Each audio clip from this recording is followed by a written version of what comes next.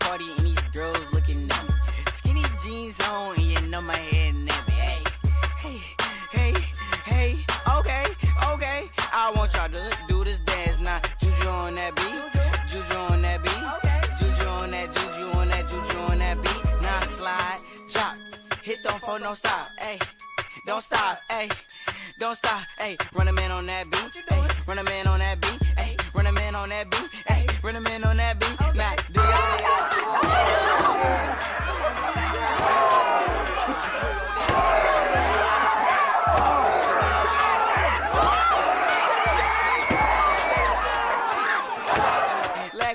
Lego, hey.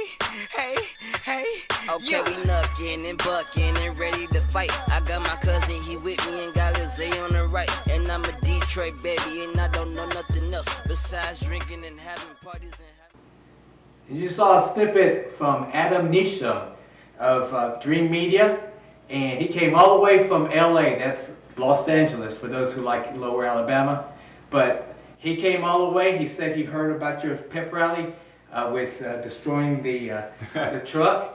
And not only did y'all pound that truck, but you pound Fort Dale in a 35-14 victory that was shown live right here on Beam Channel 7. Coach, good to see you. Welcome to In the Swamp. I'm Victor Feliciano alongside Coach Jason Gibson. We're going to give you a review of Friday night's game against Fort Dale and a preview of the state semifinal against Monroe Academy. Well, that sounds good, doesn't it? It sure does. Who would have thought first of the season? I really wouldn't have. Wow. You know, I thought it was really important for us. I told the players before the game, I mean, there's 10 teams in the conference, 5 on each side. 6 of them make the playoffs. So it's not a big deal to make the playoffs. I didn't think it was a big deal to make the playoffs. I expected to be in the playoffs, but now you got to win one. And to do that in the first year, so now there's only 4 teams left. So being the top 4 out of 10 is a lot better than being the top 6 out of 10. So, step 1 in a building process, and now they've set the bar to where we're going to be, but it's not over with yet. That's right. And if you're wondering about the setting here, we're in the Gator film room. We changed scenery here as the team celebrated a little bit, quite a bit on Friday night, and so we didn't want to quite show the destruction. Show it or smell it. Yes, yeah, it was pretty bad. But I mean, it was well deserved. Little slow start at the beginning, but then you guys righted the ship and sailed on to victory. Yeah, I started out with the ball. Had an early 4th down conversion that we went for in our own territory that we didn't get. But, it's one of those things, if you make it, you're great. If you don't get it, it's the worst call you've ever seen. And my philosophy was, we're in the playoffs. We weren't supposed to be here. I play to win. That's right. I play to win. And we talked about that last week using the term house money. And so you were looking to cash in a little bit. I'm on house money. I got nothing to lose. So we played to win, and it backfired on me, and they scored. I mean, the 2 touchdowns they scored all night long were both off of me giving them a short field going for it. Now, I did it at that game. I'm not saying I'll do it again, but, I play to win. That's right. So, well, basically, the gist of the game was special teams and defense. Once again, defense. Yes. You guys were able to block a punt. We saw we were calling it, and we saw that slow snap, and it was just like, almost like the punter needed to do a fair catch, and you guys were right on top of it and cashed it in. And we've seen that in film. We haven't gone after a punt all year long at all. Because my thing in high school is, you go after a punt and what happens? You wind up hitting the kicker and then it's an automatic first down. I'd rather just give me the ball.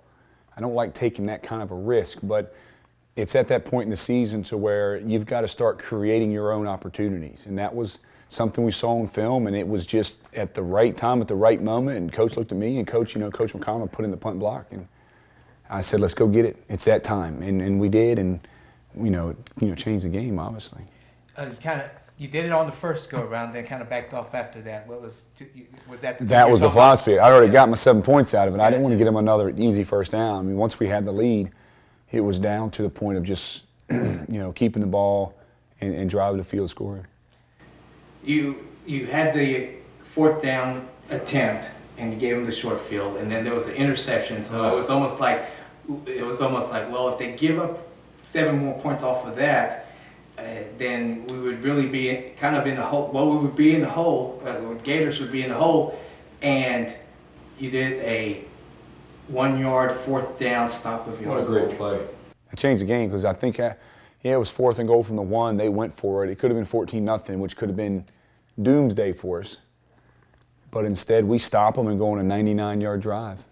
I mean, everything I sit there and say, that changed the game. Well, that changed the game. It's just amazing in football, all the different scenarios that take place. But we practiced those situations, and it came to fruition.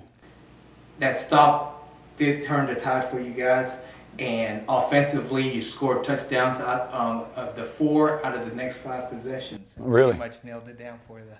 Good. It's good. I didn't even know that. It's about time. Well, and of course in between there was the pump block. And so, not quite called an offensive possession, but you guys were very efficient. You did stick to the running game and was able to utilize Cash Boatner as he got himself a trio of touchdowns. And then defensively was the other key of the game. You got your defense is really stepping up now, being able to hold them. This week was 5 of 14 on 3rd down possessions, or opportunities. That's pretty good. That's real good. I think we held them pretty well. Defense played outstanding. I mean, the last 2 weeks, maybe even 3 weeks, the defense has been really outstanding, and that's what.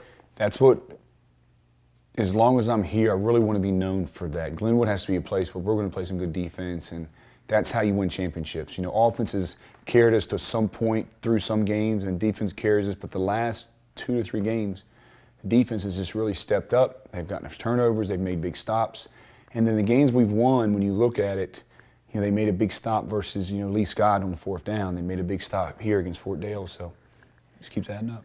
The other thing to mention about the defense was they had 8 sacks. That's amazing. amazing. We haven't really mentioned about sacks on the defensive side this year, and this week they just, and some of that, of course, is the quarterback having the ball a lot, as you had mentioned. Right. That they ran, and they ran it 31 times for only 130 yards. It's pretty good. But that was a good football team too. I mean, that's a good football team that can run the ball, and Mario Richmond played a great game. I mean, there's a couple of tackles he made from the D-line standpoint all the way across the field. And, it just goes across the board of people that were making plays. People are getting comfortable with each other. They're starting to believe we're playing the best football of the whole year at the right time.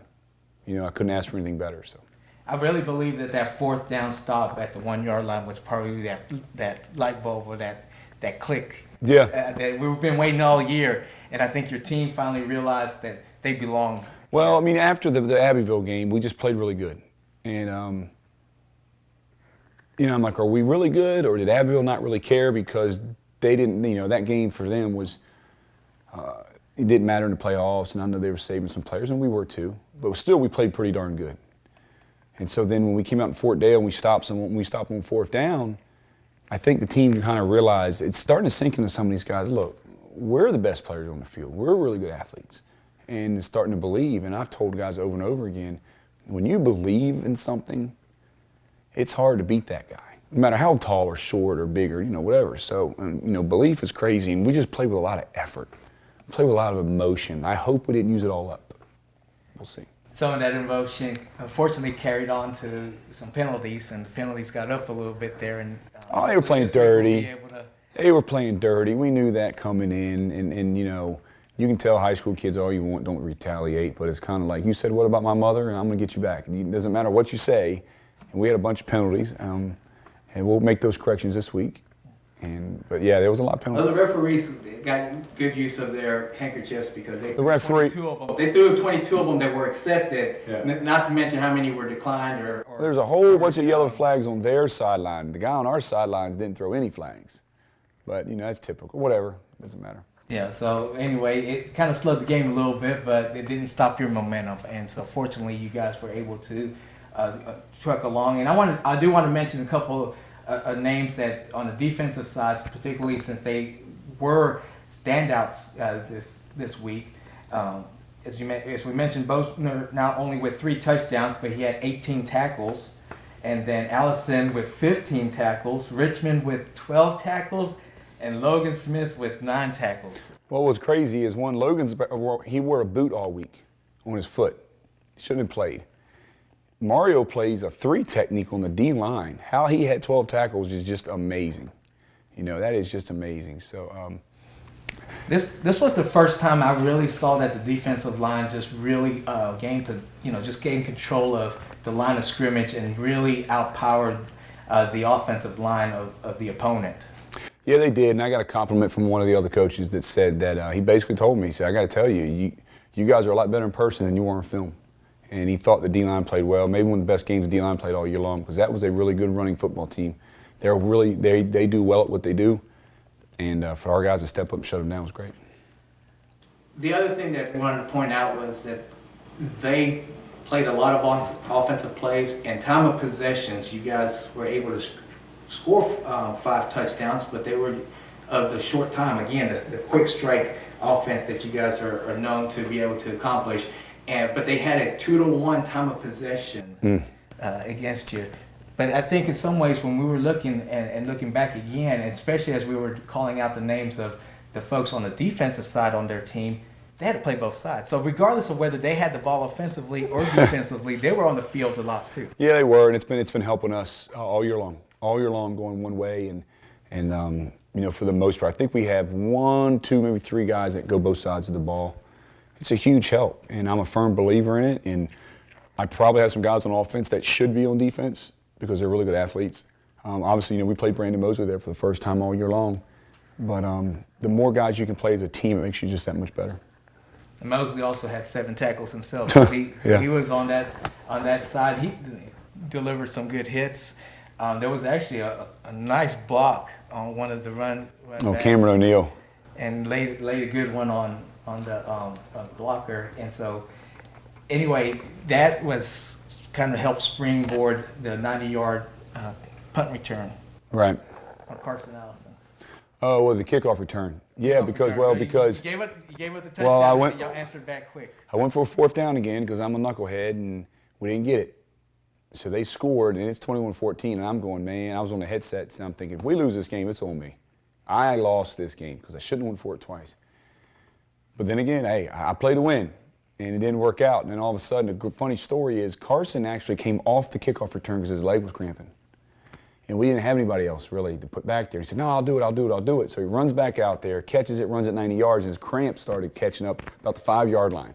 That's how he got caught. And huge momentum. I think when he ran that back, they knew the game was over. Game was over. And that put us up 28. Yeah, 28 to 14. And pretty much, as you said, pretty much put a clamp on things, and just to answer right back and say, you know, okay, we spotted you 7 more, and we're going to take it right back. I mean, it could have been 35-0. I spotted them. You know, it was 2 short fields, and live and learn, man. Live and learn. Well, and you're right. And they were able to step up, and maybe next week we'll be able to just hold them at bay and let them earn every yard that they get. Let's talk about Cameron O'Neal. 6 catches, 106 yards. No, he's the best player on the field. You know, between the receivers that we had with Cameron and Tripp and Christian Clausell and Tavius Calhoun and Aiden Rhodes and Noah and John Burnett, I mean, it's just pick one. If you look at the stats, they all have 25, 30 catches. They all have 200, 300, 400 yards. They all have, you know, multiple touchdowns. It's you can spread it out to anybody at any time. And that's a great thing to have. You know, unfortunately, some of the guys want all the stats to themselves, but to be able to spread it out to everybody. You know, I've got 3 guys on the team with over 500 yards rushing, and you know, I got a 2,000-yard passing quarterback with 17, 20 touchdowns or something like that. It's crazy. So they just did a great job. Great job. You were able to run the ball. You mentioned last week if you got over 200 yards, you would be able to put. I don't know exactly. I know it's over 200, and so you guys nailed it. And still was able to do that without having to take advantage of the height. When we first were announcing the game Friday night, we just saw the height disadvantage. Well, that was height advantage for the Gators. Well, that was the first play of the game. I threw a jump ball to Tripp. You know, we didn't get it, but then late in the game, we threw another one to Cameron down the sidelines. It just, you know, that's what they were going to give us. That's what we were going to take, and it worked out good for us. Basically a complete victory, and a great way to start the playoffs. And next week, we're going to be going down to Monroeville, another 3-hour trip, and head down to a team that is 10-1. I got a lot of teams that they've played, that the Gators have played, and one thing that stood out for me was that those games were close. You know, they didn't really necessarily blow out those opponents. I mean, I kind of look at that. They got some speed. They got good players, but the thing I look at it is they're all high school kids. The kids at Glenwood, the kids at all the schools, they're all high school kids. There's not that big of a difference. You know, so you can compete on the field at any time, and we just have to make sure we put in the right personnel and we take advantage of the right mismatches. Looking throughout the whole season, and this is just my personal opinion, I think so far the team that really, you know, we go through the season that really say, you know, they really got you guys was Bessemer. And I think everybody else, you know, safely be able to say that for the folks to say that Monroe is going to win and it's going to be a blowout, that's going to be kind of a shocking thing. Well, you know, Cash didn't play. Cash and O'Neal didn't play in Bessemer. And I'm not saying we would have won the game, but it would have been even a lot closer than it was going into halftime. So, but this team is learning how to play, and as the longer I'm here, the longer the teams, I mean, they learn. The more we play in those types of situations, the less of a big spotlight it'll be, and the better we'll be in the end. So right now, I mean, it's a first for everything. It's, you know, first home playoff game in a while, and then we win the game, and now we're traveling. So it's a lot. I'm encouraged because, you know, they as we start seeing it and we're seeing the results from the region that the Gators are playing versus the other region, you probably playing through the region. This particular region is probably the toughest of the two regions, and I feel a lot more confident about the chances of this team being able to go to Troy and play. There's only one team left in the other region, right? And there's three in ours. Exactly right. So, yeah, that's a good way to look at it, and I like to think of it that way. And it's going to be exciting. It's always fun to play somebody new. You know, you like the challenge of playing somebody that's really good. It's fun. Well, we're here in the film room in the swamp, and I feel like we're Siskel and Ebert here. We're sitting on these. It's comfortable, man. I might fall asleep. It's pretty good. This is actually the first time, Coach said, he admitted this first time he's on these seats, and so the players are looking that way, and he's standing on the board that would be behind the camera, and so this time he's on this end. But we're in the film room. I know you jumped on to seeing Monroe. What are we going to see from this team? Speed, well coached, good football. I mean, they got guys that want to play, and they got athletes. So, never been there before. I've never seen before. I know what I've seen on film, and it's a good football team. Our team, kind of an Achilles heel, defending speed. Yeah, well, I mean, anybody's Achilles heel is defending speed. Anybody can run. But also, one thing that always negates that is you hit somebody in the mouth. You know, when you just smacks people in the mouth, sometimes it's all about mentality. You know, I watched the Bessemer Monroe film from the beginning of the year, and it wasn't the same Monroe team, in my opinion. It looked like they looked timid, like they didn't belong there, like they were kind of fearful of Bessemer a little bit, like, oh wow, you know, can we beat Bessemer? So I got to make sure that we don't have that same mentality. You know, we got to walk in that we're the big boys on the block, and if we don't act that way, then you won't play that way. So. I think I saw a lot of that this past week. I mean, the last 2 weeks, there's been guys flying around hitting, and our guys know that we're competitive and we're pretty good, and they've earned it. They've worked for it, and it's just been about emotions and trying to control those emotions. So again, what's going to be big this week is trying to come off that high. You know, we were at the pep rally Thursday night, smashing that car around. Of course, that's fun, and the players were just nuts. And I remember telling one of the coaches, God, I wish we could bottle that for a game, right? One of the players pulled me to the side and said, Coach, I'm telling you right now, don't worry about Friday night. We got this. It was weird that they felt that way, and that was just kind of a quiet confidence. And so I felt pretty good going into the game. Even that's why I went for it on fourth down. I wasn't really too worried. Right. You know, I knew we could play. I knew we could score. And they'll be going down to Monroeville to play Monroe. That'll be 8 o'clock Eastern kickoff. And guys, Coach, once again, it's a 3-hour trip. Anything going to be different than this go around? I know it was kind of cutting a little close when we got to the Bessemer. You know, can't control accidents and things like that. Is it going to be an early leave this time? Yeah, I think we'll try to leave about 1:30. Get there a little bit, maybe drive halfway, stop, and get out, stretch our legs. Really focus. 3 hours is a long time you sit on the bus. So. Going to be regular bus or going to be chartered? Charter. Charter? Charter. All right. So it's gonna get on that old trailways and jump in there, and guys gonna be able to be all ready to go and head down there. Hopefully you'll be able to make a trek down there as well and be able to cheer on the Gators. And if you're not able to, we're going to bring it to you. It'll be on a delayed cast, and that will come to you next Monday night at 8 o'clock following the next episode of In the Swamp with the Glenwood Gators. And so, Coach, we're looking forward to doing that. And I also want to let you know, if you can't make it Friday night, but you want to stay in touch with it live, you're able to listen to it on mixlr.com. That's mixlr.com/GW Gators. Coach Dusty Perdue will give you the play-by-play action of the game right there, and so you'll be able to listen to it online and be able to cheer on the Gators in that fashion. We also want to let you know that CTV Beam Channel 7 will be planning to go to Troy if the Gators win Friday night. We'll be able to broadcast the championship game live on Channel 7, so you might want to make a note for that. And another good reason to cheer for the Gators. Coach, any other things you want to mention about? No, I'm just excited. I mean, it hasn't even sank in yet that there's a chance that we could be going to Troy this year. So just kind of hearing you talk about it, knowing we're one game away, that was exciting. And I know the guys are excited too. We as a community are excited as well. And I mean, we're just going to be able to plug along, and we're just excited that the school will allow us to be able to broadcast the games and be able to let you enjoy this season as much as they've enjoyed it themselves. And so, Coach, if there's nothing else, we can wrap it up right here. Let's do it, man. All right. Appreciate it, Vic. Coach Jason Gibson, I'm Victor Feliciano. You've been In the Swamp with the Gators. We'll see you next time.